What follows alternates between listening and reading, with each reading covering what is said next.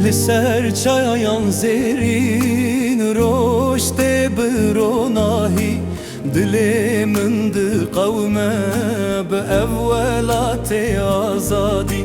جافرین حتا هولر هر نافدار و گرین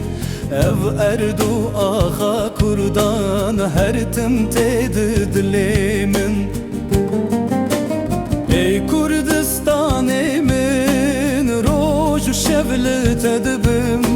bi peşmerge yaxwe em her dem qewim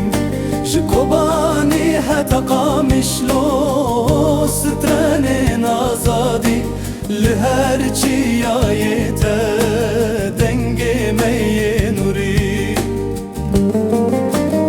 ey Kurdistanê min roj û şevlet edibim bi pêşmergeya xwe em her dem qewim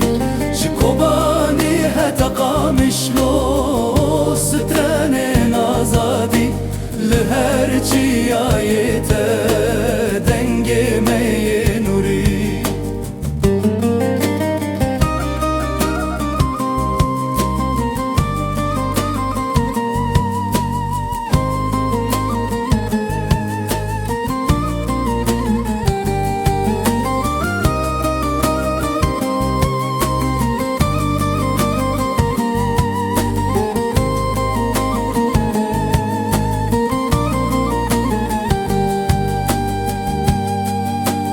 Peşmerge di barane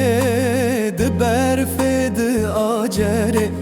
bi dil û can didin ji bo welatê xwe hêrsê kaniyê me şîrîn çemê me ximilandî ev ax li ser xwîne bi xwe em zindî bûn ey Kurdistanê min roj û şevlet edibim bi pêşmergeya xwe em her dem qewim ji Kobanî heta Qamişlo şidranên azadî li her çiyayê te dengê meyê nûrî Afrînê min ji Golan hewlir bi şevê xwe Qamişlo bi stranê xwe Kobanî bi axa xwe em Kurdan yekin bi evreya azadî li ser axa Kurdistan em her tim mayîn bi birayî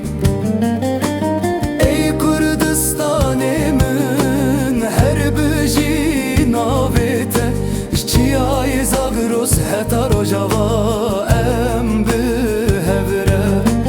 peşmerge û jinûlo di dilê me yekin